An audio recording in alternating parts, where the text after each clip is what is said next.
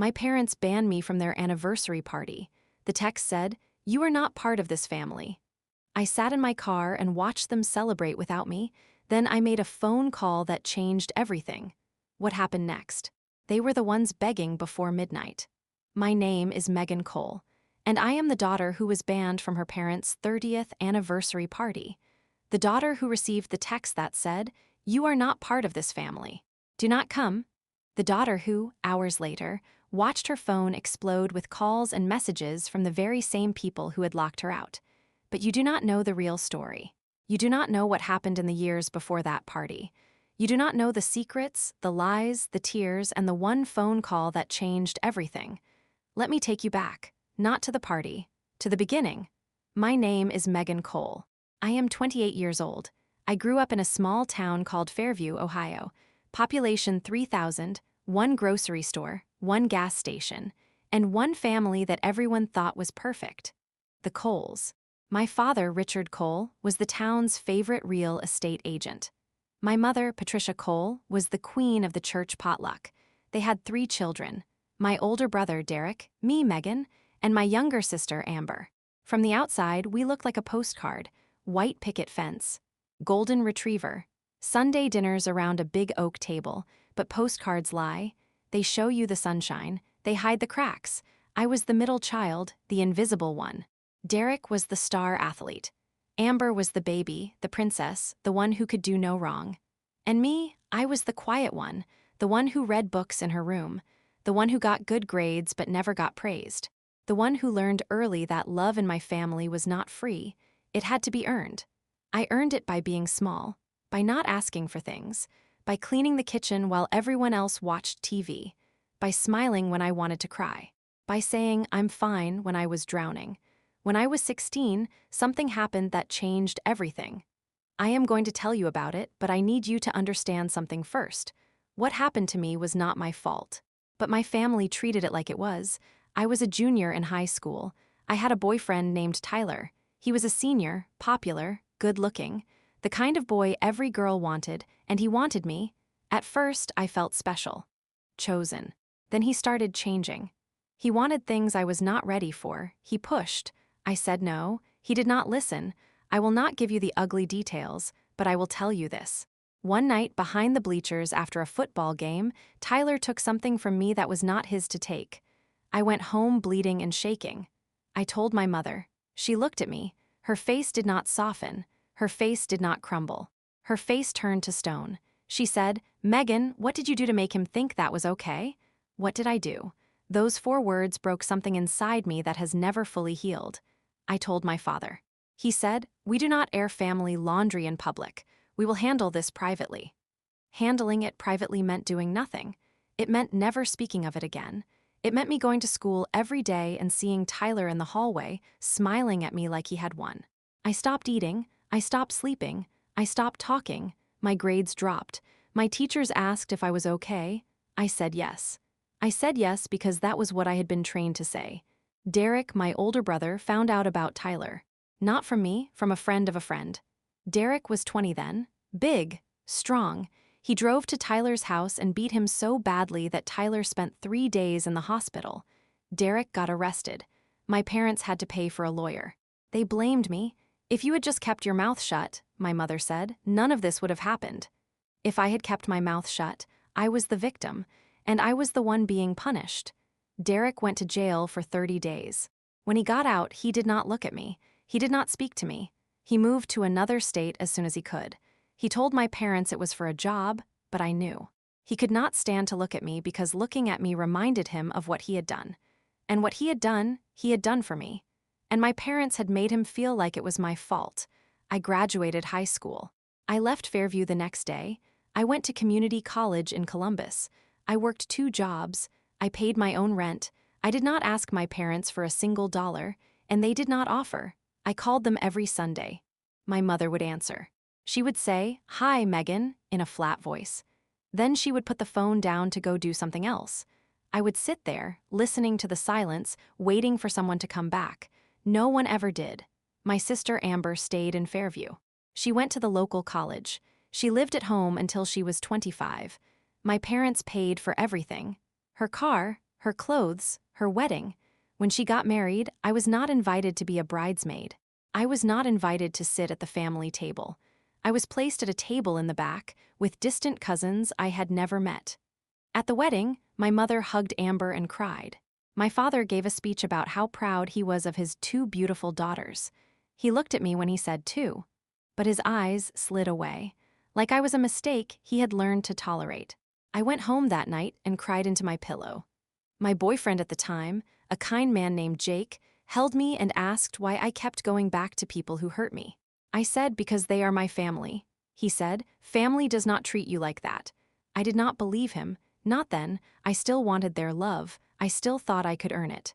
I still thought if I was good enough, quiet enough, grateful enough, they would finally see me. They never saw me. The years passed. I finished my associate degree. I got a job as a medical billing specialist. I moved into a small apartment with a cat named Oliver. I built a quiet life, a safe life, a life where no one could hurt me because I did not let anyone close. Jake left after 2 years. He said, "Megan, you are a ghost. You are here, but you are not here. You need to heal. I cannot heal you." He was right. I was a ghost. I was still that 16-year-old girl behind the bleachers. I was still waiting for my mother to hold me. I was still waiting for my father to protect me. I was still waiting for my family to love me. They never did.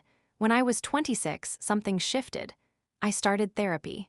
A small woman named Dr. Evelyn. She had gray hair and a soft voice and the patience of a saint. For the first year, I just cried. I cried about Tyler. I cried about my mother. I cried about my father. I cried about Derek leaving. I cried about Amber getting everything I never had. I cried until I had no tears left. Then Dr. Evelyn said something I will never forget. She said, "Megan, you are waiting for people who are incapable of giving you what you need. It is like waiting for a stone to give you water. The stone is not broken. You are just asking the wrong thing." I stopped calling every Sunday. I stopped visiting for holidays. I stopped begging for scraps of attention. My parents did not notice at first. Then, after 6 months of silence, my mother called. "Are you dead?" she asked. That was her opening line, not "I miss you." Not "Are you okay?" Just "Are you dead?" I said, "No, Mom. I am not dead." She said, "Well, your father and I are having our 30th anniversary party next month. You should come. It would look bad if you were not there." It would look bad. Not "We want you there," not "We love you," just "It would look bad." I said I would think about it. I hung up. I looked at Oliver, my cat, who was sleeping on the couch. He opened one eye and closed it again. Even my cat knew the truth. I decided to go, not for them, for me. I wanted to see if anything had changed. I wanted to give them one last chance. I wanted to prove to myself that I had tried everything. I bought a new dress. Blue, the color of the sky on a clear day. I bought a gift. A crystal vase with their names and wedding date engraved. I wrapped it in silver paper. I wrote a card. "Congratulations on 30 years. Love, Megan." I drove 6 hours from Columbus to Fairview. The town looked smaller than I remembered. The grocery store had closed. The gas station had new owners, but the house on Maple Street looked exactly the same. White picket fence. Golden retriever, a new one, barking at my car. I parked on the street. I walked up the driveway. I knocked on the door. My mother opened it. She looked older, thinner. Her hair was gray now, not blonde. She looked at me like I was a stranger. "Oh," she said, "you came?" I said I would, I replied. She stepped aside. I walked in. The house smelled like potpourri and lemon polish, the same smell from my childhood. The smell of a house that looked perfect but felt empty. My father was in the living room. He was watching TV. He did not stand up. He did not turn off the TV.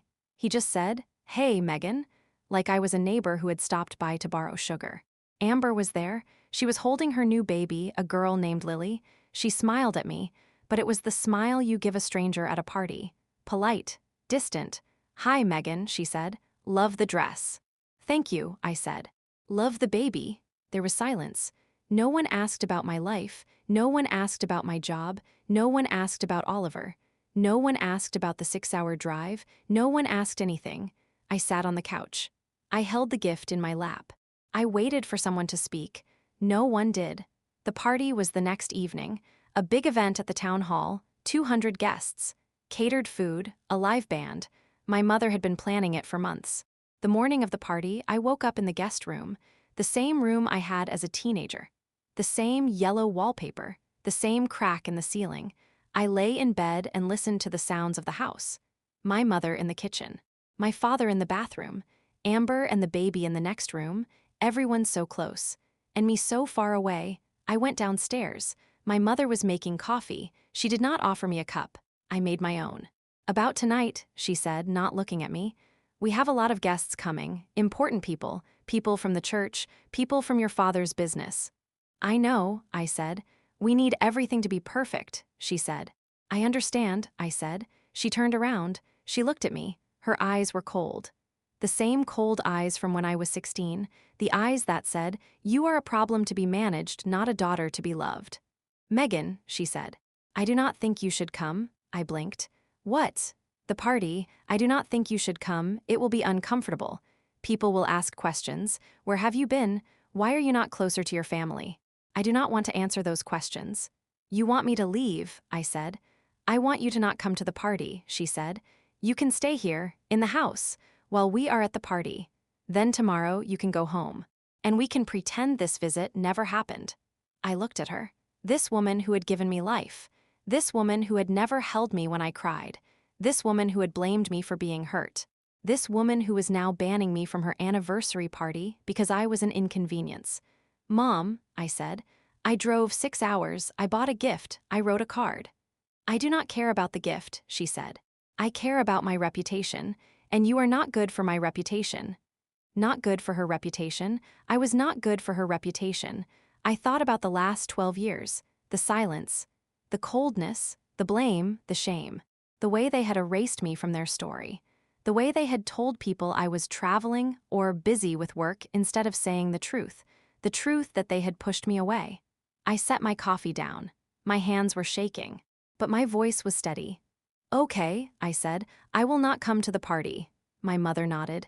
"Thank you for understanding." She walked away. She did not hug me. She did not touch me. She just walked away. I went back to the guest room. I packed my bag. I took the crystal vase out of the silver paper. I looked at it. 30 years of marriage, 30 years of pretending.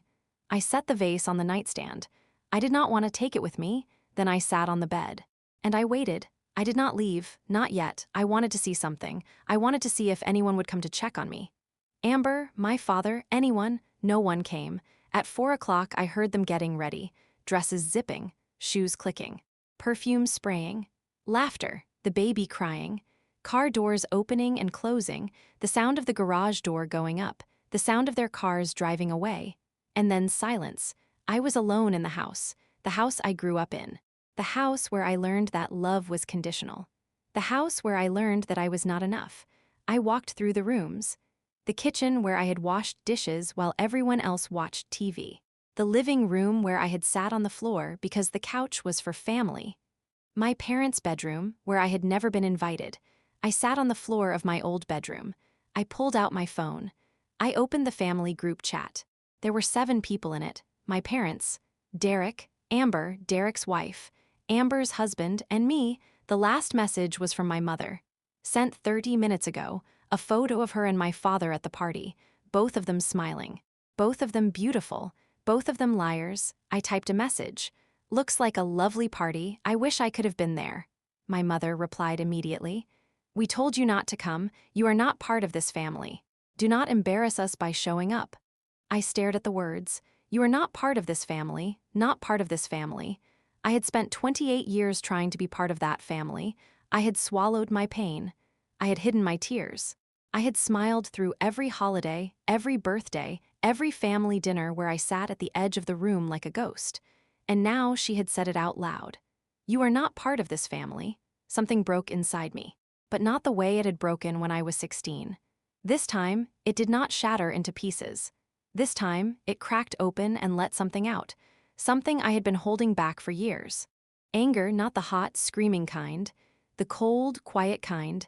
The kind that does not shout. The kind that plans. I did not reply to her message. I put my phone in my pocket. I walked out of the house. I got in my car.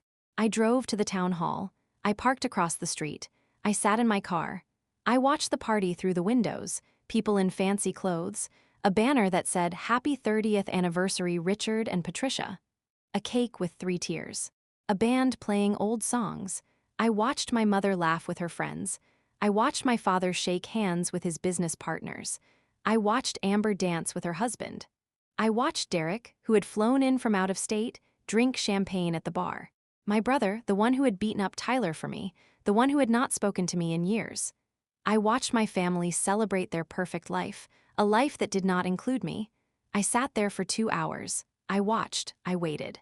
I thought, then I made a call, not to the police, not to a lawyer, not to a reporter. I called someone else, someone who had been waiting for this moment for a very long time. I called my Aunt Helen, my mother's younger sister, the one my mother had cut off 20 years ago, the one who had tried to stay in touch with me, the one whose letters my mother had thrown away, the one who knew the family secrets. "Aunt Helen," I said, "it's Megan." "Megan," she said. Her voice was soft, warm, the voice of someone who had never stopped loving me. "I have been waiting for your call for 12 years. "I know," I said. "I am sorry it took so long." "Do not apologize," she said. "Are you okay?" "No," I said, "but I am about to be." I told her everything, the party, the text, the words, "You are not part of this family." I told her about the cold years, the silence, the blame, the shame. I told her about Tyler, about Derek, about my mother's eyes when she looked at me like I was nothing. Aunt Helen listened. She did not interrupt. When I finished, she said one sentence, a sentence that changed everything. "Megan," she said, "it is time they knew the truth." "What truth?" I asked. "The truth about why your mother really cut me off," she said. "The truth about the money, the truth about the affair, the truth about the baby." I froze. "What baby?" Aunt Helen took a deep breath. "Not over the phone, sweetheart. Come to my house. I live 40 minutes from Fairview. I will tell you everything. And then, if you want, we will go to that party together." I started my car. I drove to Aunt Helen's house. She lived in a small farmhouse on the edge of a cornfield.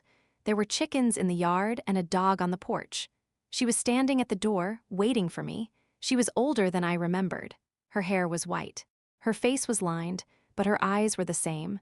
Kind, fierce, full of love, she hugged me, a real hug, the kind I had not felt in years. I cried into her shoulder. She held me and said, "I have got you, Megan. I have always had you." We sat at her kitchen table. She made tea. She pulled out a shoebox. Inside were letters, photographs, and a newspaper clipping from 25 years ago. "Your mother and I were very close growing up," Aunt Helen began.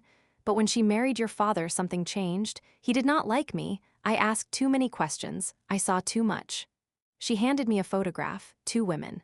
My mother and Aunt Helen, young, smiling, arms around each other. "Then, 30 years ago, your mother found out something about your father," Aunt Helen said. "He had been having an affair with a woman in Columbus. The affair lasted 2 years. And it produced a child." I stared at her. "A child? A boy," Aunt Helen said. "Your half-brother. He was born 6 months before you were born, Megan. Your father has another son.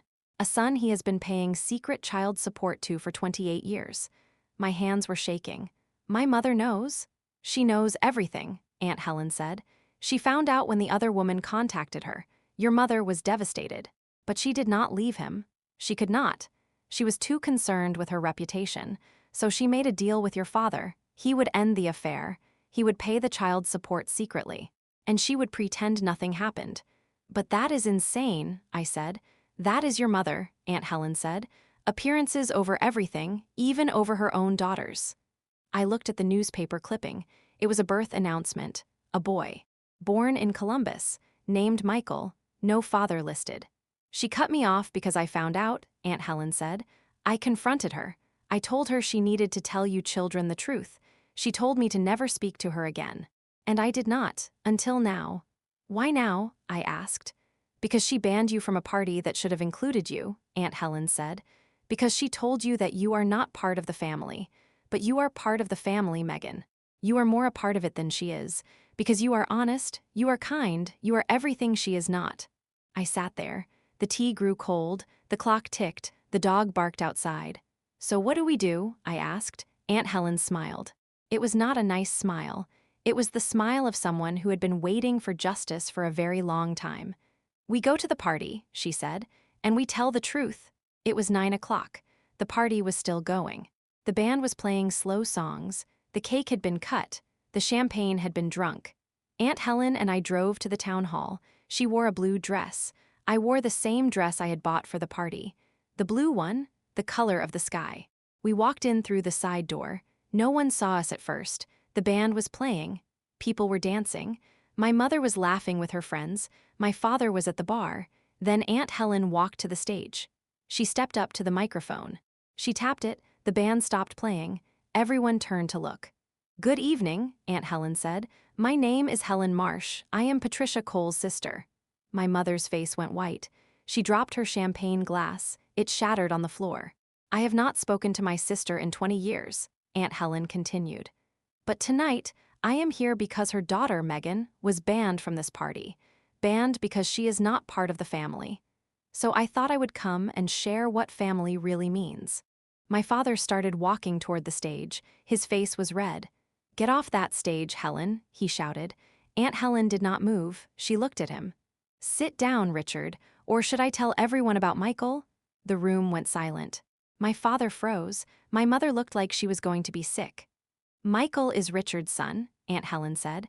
"Born in Columbus, 28 years old.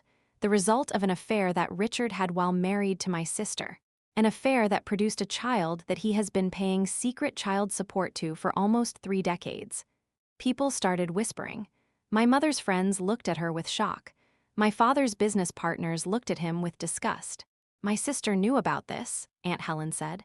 "She knew and she stayed, because appearances mattered more than truth, more than her own daughters, more than Megan, who was assaulted as a teenager and blamed for it, more than Derek, who went to jail for defending his sister and was made to feel like a criminal, more than Amber, who was raised to be just as cold and just as blind." Amber was crying. Her husband was holding the baby.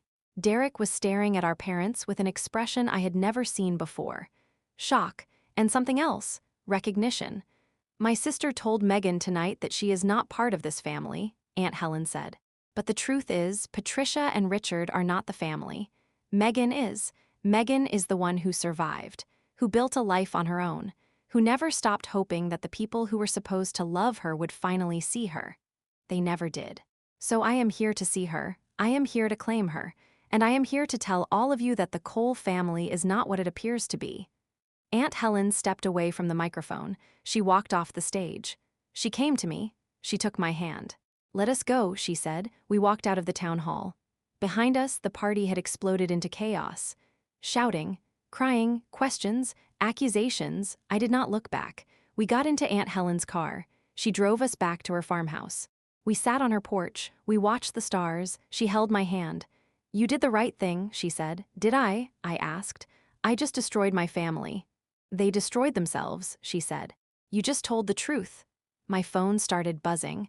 Messages, calls, my mother, my father, Derek, Amber, people from the party, people I had not spoken to in years. I did not answer. The next morning, I looked at my phone. 47 missed calls, 62 text messages. My mother had written, "How could you do this to me? I am your mother, you owe me an apology." My father had written, "We need to talk, this can be fixed." Amber had written, "I did not know. I am so sorry, Megan, please call me." Derek had written, "I am sorry I stopped speaking to you. I was wrong. You did not deserve any of this. I love you, little sister." I read Derek's message 3 times, then I called him. He answered on the first ring. "Megan," he said. His voice was thick. He had been crying. "Derek," I said. "I am so sorry," he said. "I was a coward. I blamed you because I could not blame them. I am so sorry." "It is okay," I said. "I forgive you." We talked for 2 hours. We talked about Tyler, about jail, about our parents, about the half-brother we had never met, about Michael, our brother, the secret. "I want to find him," Derek said. "Me too," I said. "That was 3 months ago. I am 28 years old. I live in Columbus with my cat, Oliver. I still work as a medical billing specialist. I still see Dr. Evelyn every 2 weeks. But a lot has changed.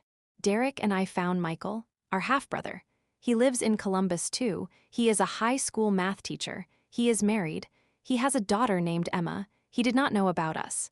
His mother had never told him who his father was. When we showed him the evidence, he cried. Then he laughed. Then he hugged us. We are building a relationship now.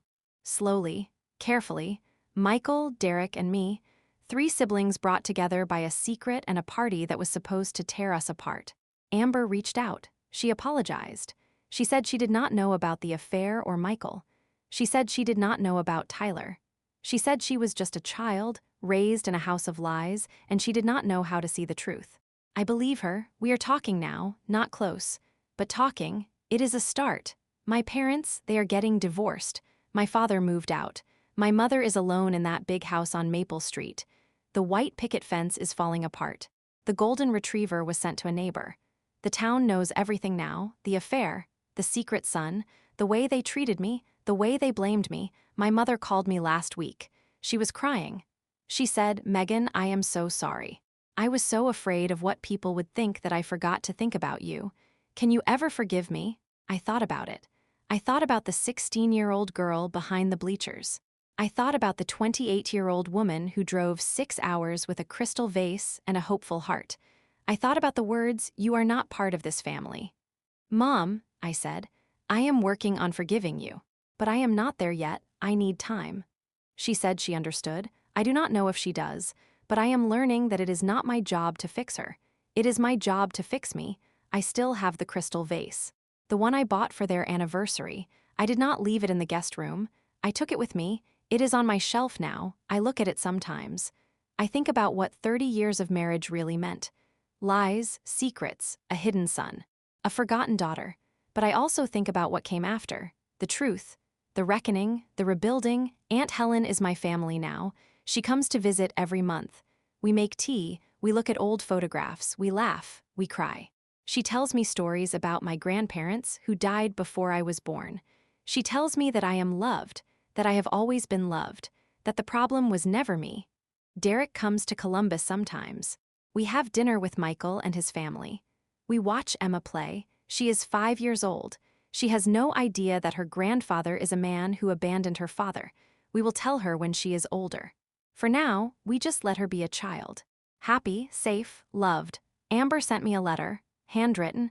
She said she is in therapy. She said she is learning to see the patterns. She said she hopes one day we can be real sisters. I hope so too. My name is Megan Cole. I am not the daughter who was banned from an anniversary party. I am the daughter who survived. I am the daughter who spoke the truth. I am the daughter who found her family in the people who chose her, not the people who were supposed to love her by blood. If you are watching this and you have a family that makes you feel small, invisible, or unwanted, please hear me. You are not the problem. You are not broken. You are not too much or not enough. You are a person who deserves to be loved, truly loved, not conditionally, not when it is convenient, not when you fit into someone else's perfect picture. Leave if you need to leave. Speak if you need to speak. Find your Aunt Helen. Find your Derek. Find your Michael. Build your own family, one that sees you, one that holds you, one that would never, ever ban you from a party. The night of the anniversary party, my phone exploded with calls. My mother, my father, Amber, Derek, people I had not spoken to in years. They all wanted something, an apology, an explanation, a way to put the pieces back together. But I had already put my own pieces together, without them. My name is Megan Cole, and I am finally part of a family, not the one I was born into, the one I built.